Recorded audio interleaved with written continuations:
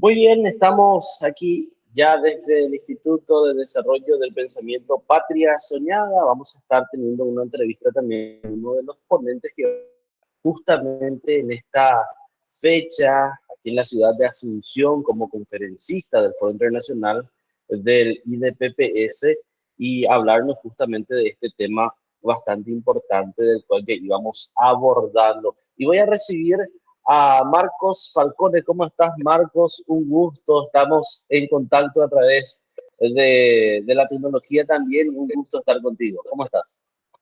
¿Qué tal, Alexis? ¿Cómo estás? Es un gusto para mí estar acá.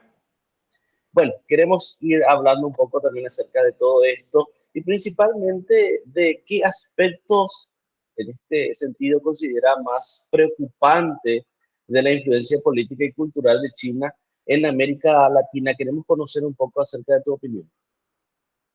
Bueno, la influencia de China en América Latina es una influencia que venimos viendo que crece hace ya unas cuantas décadas. China se ha convertido en el principal socio comercial en América del Sur, como una región, y también en el segundo socio comercial de Latinoamérica como una región entera, ¿no? Porque tiene más influencia en Centroamérica y en México, los Estados Unidos. Pero de todas maneras es una influencia que viene creciendo en los últimos años y que no solamente se da por el lado del comercio, sino que también se da por el lado, por ejemplo, de las inversiones, ¿no? China realiza a través de empresas que a nosotros nos dice que son privadas, ¿no? Pero que a veces son semipúblicas o que siempre están, digamos, necesariamente a punto de colaborar con el Estado en cualquier cosa que se les pida, ¿no? Porque en China no hay Estado de Derecho, no hay distinción en el fondo entre lo público y lo privado. Entonces, digamos, China invierte también en América Latina en una serie de proyectos y son intervenciones que realiza que, bueno, muchas veces uno puede pensar que son buenas para nuestros países porque se necesita, ¿no? El dinero, se necesita la inversión, pero que luego traen aparejados toda una serie de problemas, ¿no? Y que no solamente son económicos necesariamente, porque, por ejemplo, ya ha habido casos en el mundo donde hay países que reciben una cantidad de inversión china demasiado alta por presión de China y que después no pueden pagarlos, ¿no? Y que después entonces entran en una crisis de deuda, como ha ocurrido con Sri Lanka, sino que también tienen consecuencias negativas desde un punto de vista más político y a veces cultural incluso, ¿no? Porque la ayuda que viene de China implica en muchas ocasiones silenciar un montón de temas que son incómodos para China, ¿no? Y esto lo vemos en un montón de ámbitos muy diferentes, ya sea en los institutos Confucio, por ejemplo, que China promueve en distintos países de América Latina, donde no se puede hablar de derechos humanos, ni de qué es lo que ha ocurrido en los últimos años en Hong Kong, ni de qué es lo que ocurre con las minorías perseguidas en el oeste de China por su religión, ¿no? Y ni hablar en términos diplomáticos, ¿no? Las consecuencias que tiene la influencia de China en América Latina en el reconocimiento de Taiwán, por ejemplo, ¿no? Taiwán es un país que no se puede reconocer si uno también quiere reconocer a China, ¿no? Y viceversa. Eso trae toda una serie de problemas en términos de democracia, ¿no? Porque nosotros en América Latina tenemos mayormente democracias liberales que queremos defender, estamos orgullosos de la forma en la que podemos convivir en sociedad, pero ese no es el caso en China, ¿no? En China lo que hay es un régimen autoritario, ¿no? Una dictadura del Partido Comunista. Entonces, si viene un montón de dinero de parte del régimen del Partido Comunista, pero ese dinero implica que nosotros no podemos criticarlo, ¿no? Y no podemos hablar de un montón de temas que son incómodos para ese régimen, ¿no? Y no podemos hablar de la democracia de Taiwán, ni la democracia que hubo en Hong Kong, ni de los problemas que hay de derechos humanos en China.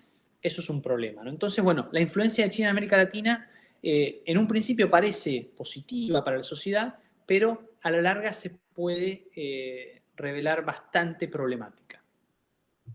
Ahora también es importante conocer cuál es el rol que pueden jugar en las sociedades civiles, en países de la región, frente a gobiernos que estresan los lazos con China.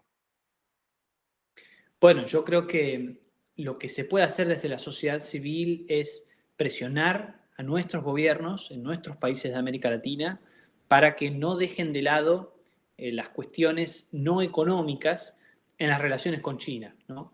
Que en la medida de lo posible, por lo menos, que no se dejen amedrentar, ¿no? Que no sean títeres de China en temas que son importantes, porque si bien es importante el crecimiento económico y es importante la prosperidad, ¿no? Para nuestras sociedades, también es importante que podamos vivir en libertad, ¿no? No nos serviría vivir mejor materialmente si no tuviéramos libertad. Y eso es lo que ocurre en China, ¿no? Entonces, China quizás no tiene una política hoy demasiado activa de decir que su modelo para el resto del mundo, un modelo autoritario, ¿no? Del Partido Comunista, es bueno, pero tampoco nos permite criticarlo, ¿no? Entonces nosotros tenemos que tener mucha conciencia de todo lo que ocurre en China, lo bueno y lo malo, y tenemos que presionar desde la sociedad civil para que los gobiernos lo sepan que los estamos vigilando, digamos, y que sepan que no queremos perder nuestras libertades solamente por recibir algunas inversiones o por mejorar el comercio. Ahora también, Marcos, ¿qué lecciones deben tener en cuenta los países de la región que han priorizado la inversión china sin exigir, en este caso, reciprocidad en materia de valores democráticos? Bueno, yo creo que algo que se debe tener en cuenta, quizás para futuras inversiones, ¿no? Futuros acuerdos, es el hecho de no solamente exigir que uno no tenga la boca amordazada, ¿no? Para hablar, sino también pedir información acerca de lo que China hace en nuestros países, ¿no? Porque muchas veces no solamente tenemos inversiones o comercio que traen aparejadas condiciones, digamos, de libertad de expresión o en términos de democracia, sino que a veces ni siquiera sabemos qué es lo que realmente se hace. Por ejemplo, en mi país, en la Argentina, hay una base en la Patagonia que China dice que es usada con fines civiles, pero que en realidad depende del ejército de China, a donde no se puede entrar sin la autorización explícita, ¿no? Del personal chino que se encuentra allí, eh, con condiciones que ni siquiera fueron conocidas, por ejemplo, por los diputados de la oposición en el momento en el que se firmó ese convenio con la República Popular China, ¿no? O sea que no hay transparencia muchas veces. Es muy importante que nosotros tengamos en claro cuáles son todas las condiciones, ¿no? De cualquier tipo de acuerdo o inversión con China para que después no tengamos problemas y sobre todo para que sepamos qué es lo que se está haciendo, porque la realidad es que luego de ese acuerdo firmado ya hace muchos años, y yo sé que los diputados de la oposición en su momento no pudieron ver el contenido porque me lo dijeron, yo los entrevisté en su momento. Eh, Eso lo que ha habilitado es la construcción de una base probablemente militar que está operando en nuestro territorio, ¿no? Es decir, que hemos perdido soberanía sobre parte de nuestro territorio y no está claro exactamente a cambio de qué, ¿no? Entonces nosotros tenemos que tener muy bien en claro qué es lo que China va a hacer y a cambio de qué en cada uno de nuestros países. Ahora, Marcos, todo esto que estamos hablando y desarrollando es un adelanto nada más de lo que se va a vivir en el foro aquí en Paraguay. No sé si quieres agregar algo más, quieres invitar también a la gente para que pueda participar de este gran evento. Sí, bueno, el próximo jueves, digamos, de la semana que viene, el 29, vamos a estar ahí en Asunción, en el foro, con colegas también que pueden hablar no solamente sobre la influencia general de China en la región, sino también pueden dar ejemplos de sus países, ¿no? Así como yo estoy hablando, por ejemplo, de la Patagonia, otros pueden hablar, bueno, mis colegas peruanos seguramente del puerto de Chancay, digo, y así con un montón de ejemplos.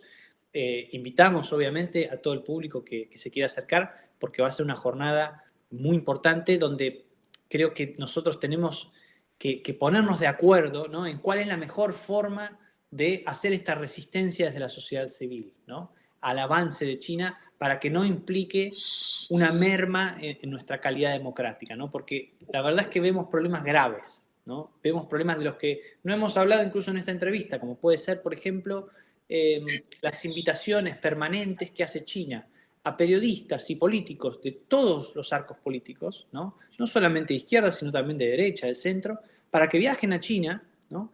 En vuelos en clase ejecutiva y vayan a hoteles 5 estrellas y paseen por todo el país, para que luego vuelvan a sus países y difundan una narrativa que sea en favor del Partido Comunista, ¿no? Y difundan una narrativa donde no se cuestione la falta de libertad, las violaciones a los derechos humanos, la falta de democracia, y eso perjudica mucho el debate democrático de nuestros países en América Latina. Entonces, bueno, yo creo que el foro va a ser una buena oportunidad para discutir cómo podemos pensar estos temas mientras, por supuesto, prestamos atención a nuestras necesidades económicas, ¿no? Que son reales, que las necesitamos y que si China sigue creciendo económicamente como lo ha hecho hasta ahora, vamos a necesitar seguramente comerciar con él. Tenemos que ponernos de acuerdo en cuál es la mejor forma de lidiar con China, sabiendo que nos trae oportunidades, pero también desafíos. Marcos, muchísimas gracias por el tiempo. Nos vamos a encontrar ya la próxima semana aquí en Asunción. Bueno, será un gusto, Alexis. Muchas gracias. Marcos Falcone con nosotros justamente nos va a estar acompañando en este Foro Internacional Paraguay y las nuevas oportunidades económicas y el rol de la soberanía frente a China este 29 de mayo. Muchísimas gracias por el tiempo, Marcos. Nosotros ya vamos cerrando nuestra entrevista del día de hoy. Será hasta la próxima.